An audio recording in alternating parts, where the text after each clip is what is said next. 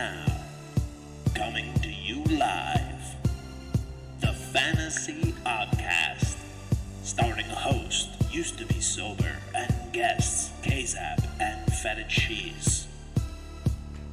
Welcome to the Fantasy Oddcast.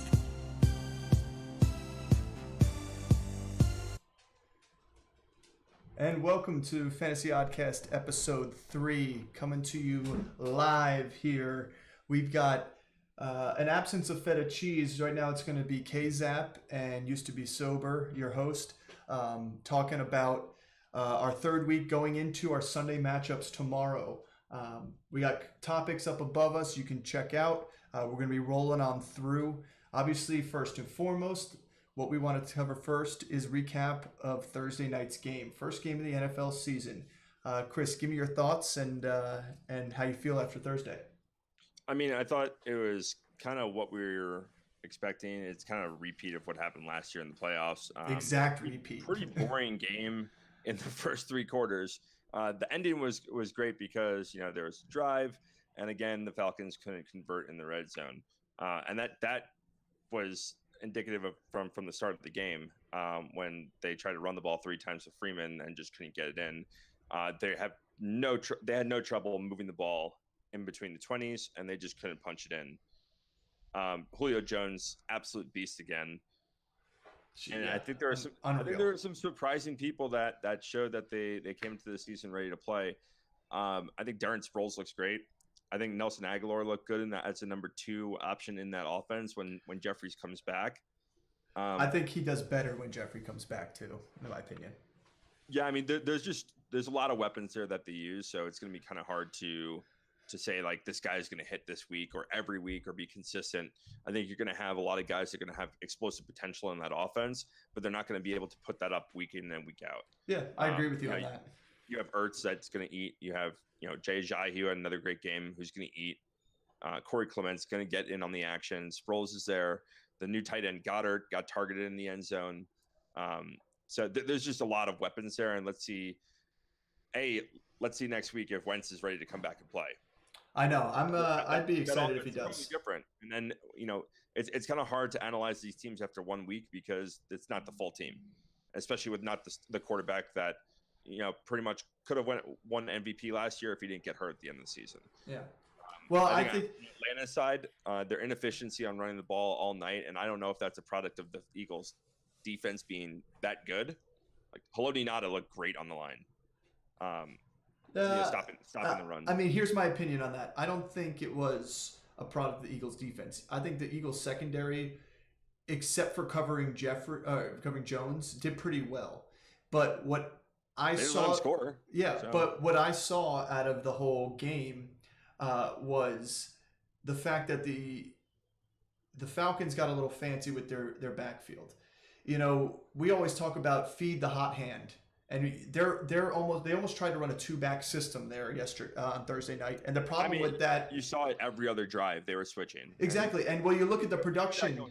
But you look at the production, at one point you had, I think it was 4 or 5 rushes for Devontae Freeman over 20 yards. And then you had Tevin Coleman, who is sitting there 4 carries, 4 yards, and they still want to feed him the ball. I think you got to give it to your play needs to change there for sure. Absolutely.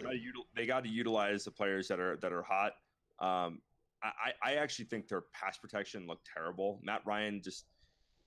He looks confused in the pocket, especially in the red zone. I'll tell you what, his arm strength concerned me. He underthrew the ball multiple times, and he just didn't look like it was coming out of his hand hot. I think you're going to see Julio eat. Game to start the season, so he's going to be sloppy. But I think you're going to see Julio eat. That's obvious. The guy's proving to everybody that he's a top 3. If he stays healthy, he's just going to keep being a monster in this league. He could end up averaging possibly 150 yards a game this season. Okay. Here's a disclaimer. He's probably going to put up 2 points next week. Yeah, it's true. It's true. But I mean, bust games. Well, I mean, at the end of the day, game almost mimicked the playoff game from last year. Yeah. To me, it was kind of boring up until the third, but that's because I had no stake in the game, no players. I was looking for some excitement, some touchdowns. And being the commissioner of our league, I kind of want to see some high scores week 1. And we saw Julio, we saw Ajayi. A lot of games left. We saw Julio, we saw Ajayi get some big points. If you were lucky enough to start Ajayi in your leagues, you got great value out of him week 1. Do not expect that week after week. But it looks like they will be going to him in the goal line area, because if he keeps punching it in like he is, they're going to keep giving it to him, which downplays Clement a little bit, and the fact that Sproles looked pretty damn good yesterday too. So yeah. I mean, it's still good guys to own. Like I said, there's a lot of mouths to feed, and it's not like they were featuring Ajayi the entire game. He was getting the goal line touches, but Clement was getting his fair share of touches. Yeah, no, he was. I agree. I just think at some, last year without Sproles going down early, it was gonna be. They had Smallwood there last year. They had other people that were stepping up. They're not. Last year and then coming into this year, they're not a team that's going to feature one running back and only play that, get him 25 touches a game. I don't see that. Yeah, I agree with you. But let's talk about the Falcons side a little bit. Devontae Freeman out of the game at the end of the game in critical area, no helmet on, walking around. They talked about knee. Obviously, reports afterwards said knee injury. He downplayed it in the post-game interview. What are your thoughts? Also, being a Devontae Freeman owner, what are your thoughts?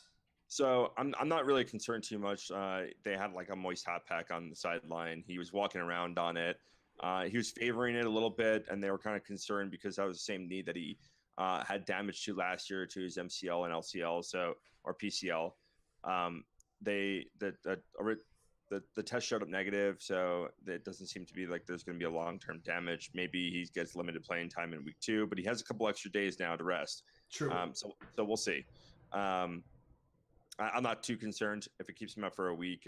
This is why I stacked heavy up on running back to make sure I had viable backups in case something like this happens. So I see him out for maybe a week, if anything. Well, and here's the thing too. Even if you didn't stack up on running backs, I'm not concerned either about him going forward. Like you said, if he misses a week, he misses a week.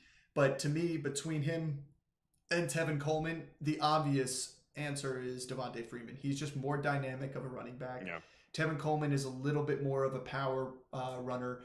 And he showed that when it came down to the clutch time, it was difficult for him to produce. And I don't know. We saw flashes of Tevin Coleman last year that were good, but I think the hype on him this year was way overblown.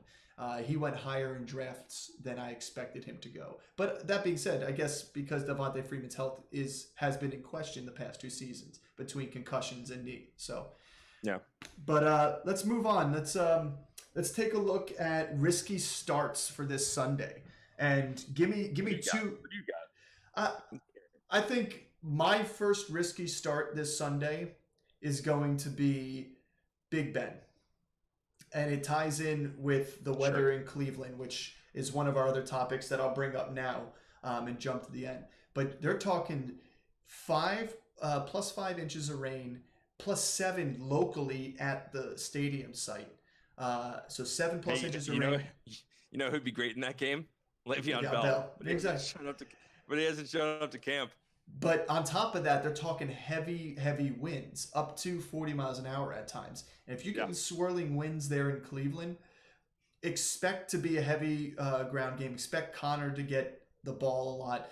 Expect shorter passes, not your normal Big Ben bombs. So I think Antonio Brown does well. I think Juju may struggle a little bit because Juju gets great separation, but after the fact, after the first 15, he finds himself. Antonio's the one who gets those quick slants and outs and gets that separation right off the bat.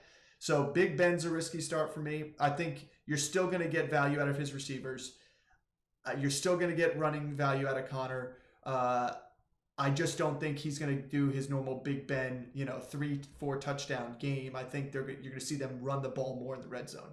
And he's going to throw for a lot less yardage. And on the flip side of that, Connor could have a great day. He could have a great day. On the other side, I think another risky start for me is Odell Beckham. I was going to go with that. I'm starting him in my league. It's a risky start. I did see some positive news, though, that Ramsey may not be shadowing him the whole game.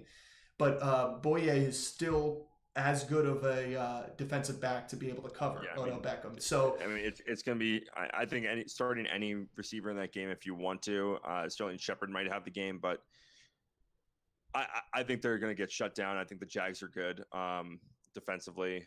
I think if they're going to beat them, Saquon Barkley might have to do it and step up week 1 in his first game with the Giants.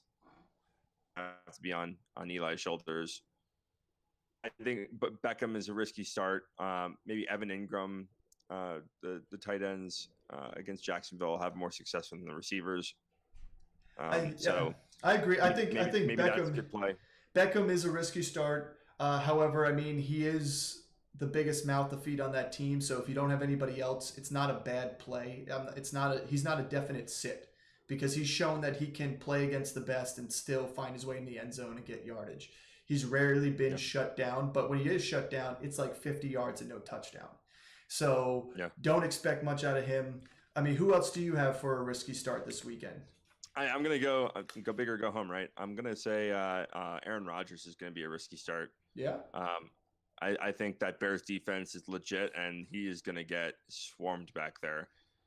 He doesn't have his go-to receiver with Jordy Nelson anymore. He has Jimmy Graham. Let's see how that plays into the offense. But I think he's going to deal with a lot of pressure, and don't expect to see him throw up one of these monster weeks that Aaron Rodgers has. The other guy I'm going to still go quarterback is Dak Prescott. I think he's going to struggle against Carolina. I think that whole team is going to struggle with the absence and the injuries that are on the offensive line. I don't think Zeke is going to be able to have these giant holes to run through anymore. And Carolina defense is not a joke, especially against the run. So let's see. Those are my risky starts for this week, both at quarterback. Now, I think there's a lot of good matchups. There's a ton of good type matchups, but those I think are good for risky starts. We probably could name a couple more, but to me, those are the highest risks. Everybody else should probably average what they're averaging. You may not get a big boom from them, but you're not going to get a bust. Let's talk. I mean, you mentioned Sterling Shepard. Let's talk number 2 options around that could be a good start that you should feel comfortable with week 1. I originally had Juju on my list until I saw the weather report. And that weather report scared me. But I got Ted Ginn Jr. in that game. I think obviously you got Michael Thomas. Drew Brees over Cameron Meredith? Yep, I got him over Cameron Meredith. Okay. I think the two of them are still, there's no clear-cut number 2 or 3 in that one because they're going to run them both out equals. And I think the reason why I like Ginn a little bit more is home run potential. It's just straight up, he has the opportunity to have 100 yards and 2 touchdowns, or 100 yards and a touchdown overall on 2 catches. So it's pretty much a boom or bust play, but I think it's a good start there because it's out the gates. Sean Payton's not afraid to go deep with the ball. And on top of that, Brees still has an arm in him. Another one that I think is a good one is in that matchup against the Colts is Giovanni Bernard. I think this is the one game of the season you're going to see the Bengals kind of kick the door open and produce offensively.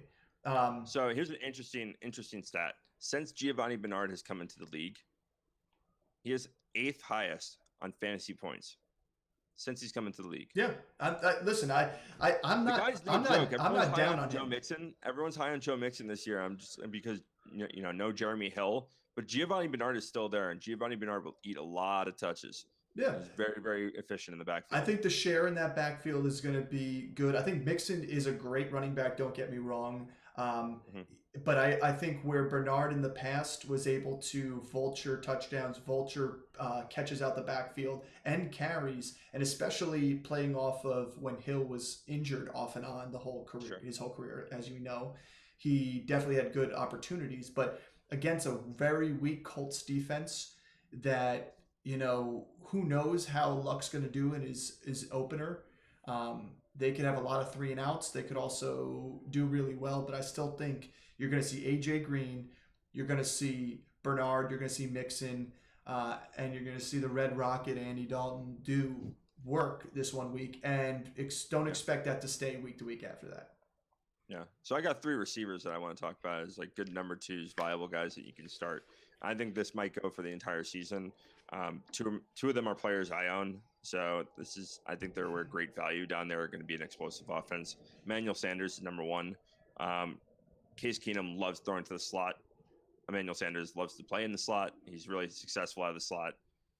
So I think he's going to eat. The other one is Mike Williams. We still haven't seen a guy step up in that camp as being like the clear number 2. So I think Mike Williams is going to take that job, and he's going to be a big presence. That they went and drafted him in the first round last year, and he couldn't play the entire season. Yeah, he's a really big red zone threat when he's in there. Antonio Gates just re-signed with the Chargers over the weekend, so they don't really have a lot of options other than Keenan Allen and Melvin Gordon. So I think someone else needs to step up. They know Hunter Henry's out for the season. So I think someone's going to step up, whether it be him or Travis Benjamin. Yeah, and my thought. Tyrell Williams. Tyrell, yeah. My thoughts on Mike Williams is, I don't feel comfortable starting him week 1. Like, I feel like he'll be the clear number 2 at one point, but comfortable starting. He needs to take a flyer. Yeah, I don't think he's bad flyer to throw in. But I do agree with you on your first pick at flex. I think you have a good opportunity starting. Not starting Sanders. Mike Williams and starting Sanders instead of if you were pick between the two, but I think Sanders is going to eat. I think DT is going to. I think Case Keenum makes that offense a lot stronger because he brings a confidence there, and he's not afraid to throw the ball and make mistakes, which is what makes a good quarterback. So you'll see Emmanuel Sanders of the pass and Demaryius Thomas of the pass, but I do agree that's a comfortable number 2 to start week 1. Absolutely. There's a third receiver. It's Marvin Jones. I think Golden Tate is going to draw the Tremaine Johnson matchup in that game. And the Jets, I'm a Jets fan, but they struggle against the number 2 receivers in most offenses. So I think Marvin Jones could have a big game on Monday night. So it's another guy if you want to take a flyer. I think he's going to be successful this year. He eats up. He's a big home run threat. He's a tall receiver.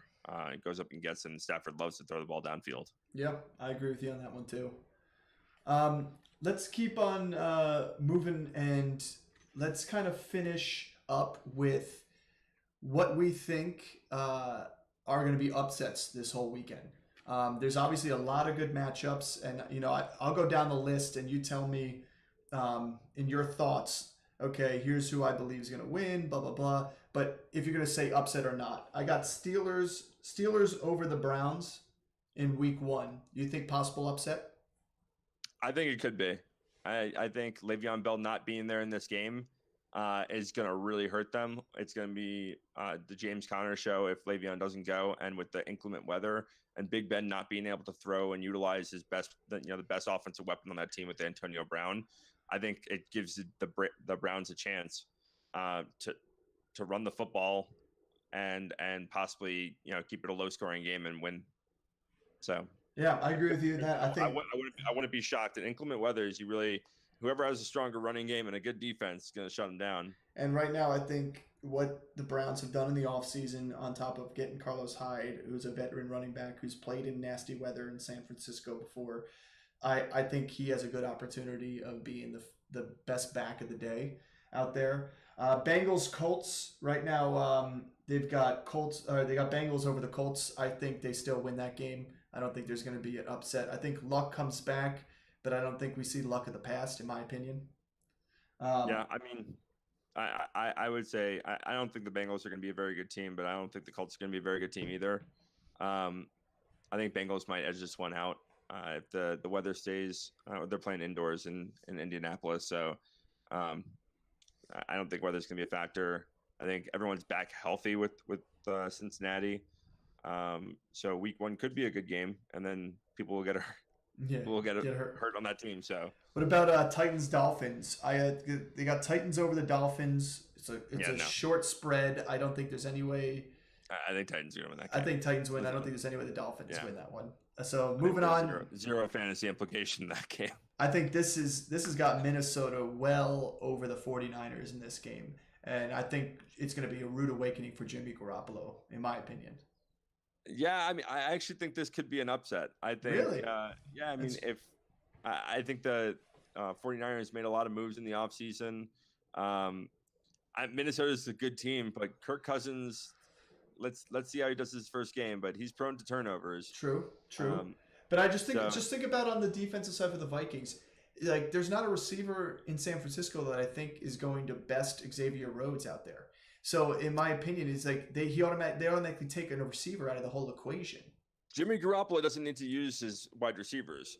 I agree. I mean, it's a West Coast offense, but I'm just saying you take an offensive weapon out, whether that be Marquise Goodwin or Pierre Garcon, depending upon who's lining up with Rhodes, because I doubt he shadows anybody. That's my thought. Yeah.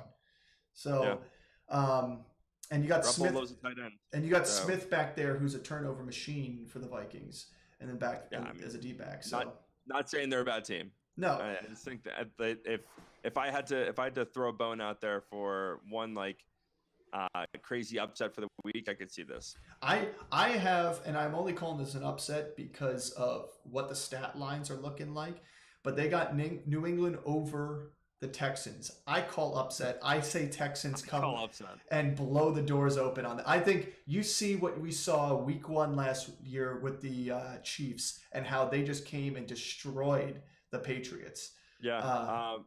I can't ever root for the Patriots. No, so. I can't either. So it's always going to be an upset for my. But I think Deshaun Watson, you've got weapons everywhere. It's literally bound. JJ Watt back. It's going to be a. JJ Watt and Clowney healthy for a season. Come on. Yeah. Brady sucks against the rush. They got after him. They got a big spread, Saints over Bucks. I think that's a no-brainer. I think Saints take that one away pretty easily. Jameis. Giants Jags is a tighter spread. I still think Jags edge the Giants. I'm being a Giants fan. I would like that to be an upset, but the only way I can see it being an upset is if Bortles is terrible and they stop Fournette, because right now he's throwing to number 2 and number 3, number 4 wide receivers. Right? He lost Allen Robinson. He lost Allen Hurns. But Fournette is all they need. Marquise Lee. Yeah, Marquise Lee. So that's what I'm saying. They're Marquise Lee was the number 1. They're throwing to 2, 3, and 4 this week. Yeah. So you got to hope they mesh well. That's the only thing going in the Giants' favor is that, and Bortles being Bortles. Yeah, I just think the Jags defense is just too good. They're going to contain the Giants, and if the Jags run the ball effectively, they're going to have that game locked up. Yeah, I agree.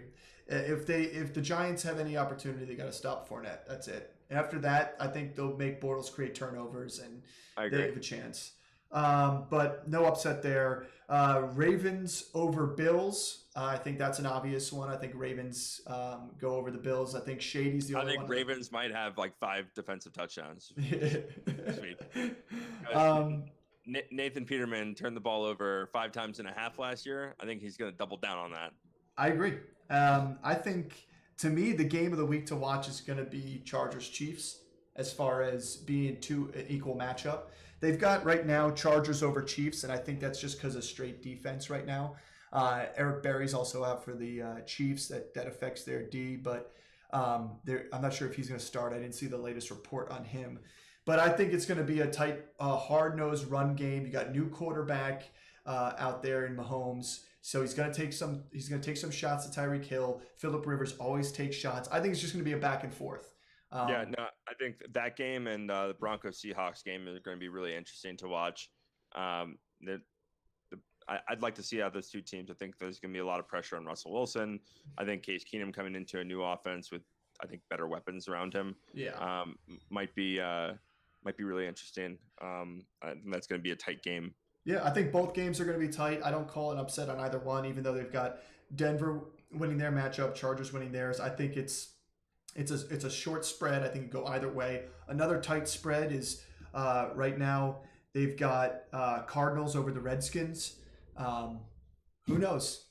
I don't think it's going to happen. I think Washington has an opportunity. I think Sam Bradford is going to get beat by a better quarterback on the opposite side of the ball. So I agree. So I wouldn't call an upset because the spread's not big enough for me to. I think it's what it is. The upset, like you said earlier, Aaron Rodgers being a risky start this week. They've got Green Bay big spread over the Bears on this one. There's an upset. I think upset too. I think there's a good opportunity for an upset with that defense. And Trubisky is not a joke. I think he's going to be able to move the ball effectively. I think there are weapons around him. I think there are weapons around Mitchell Trubisky now in Chicago.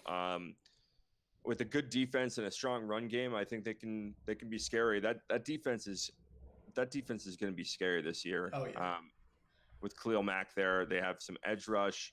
They're gonna. I think they're gonna turn some heads week 1. I agree. On that division. Last Sunday game that we got on the list is Carolina over the Cowboys, and I think we both agree that that's going to be a victory for Carolina. I just don't think the Cowboys look that good offensively. Last 2 games are Monday night games. You got Jets-Lions. You got Lions over the Jets. I gotta go with upset because I'm a believer. Let's go, Sam Darnold. And and then you got Rams over the Raiders. And I think Rams I think that's a sure bet. Rams over Raiders, especially losing Mack on defense, and I just think that the Rams are the better team this year defensively too. I don't think that game's going to be close. No, I don't agree with your upset Lions Jets, but we'll see. Yeah, we'll see. You gotta hope. I hope the Giants win too. Yeah. Well, thanks for tuning in, ladies and gents. Thanks for tuning in. This is week 3 of the Fantasy Oddcast. I'm your host, Used to Be Sober. This is KZap 711 signing out. Remember, follow me on Twitter at SoberUsed and subscribe to my YouTube channel, Used to Be Sober 18. Subscribe. I'm going to be on Twitch 3 to 4 days a week. Follow me on Twitter to see schedule. Usually is 5 p.m. Pacific time starts during the weekdays and a 7 a.m. Pacific time start on Saturday.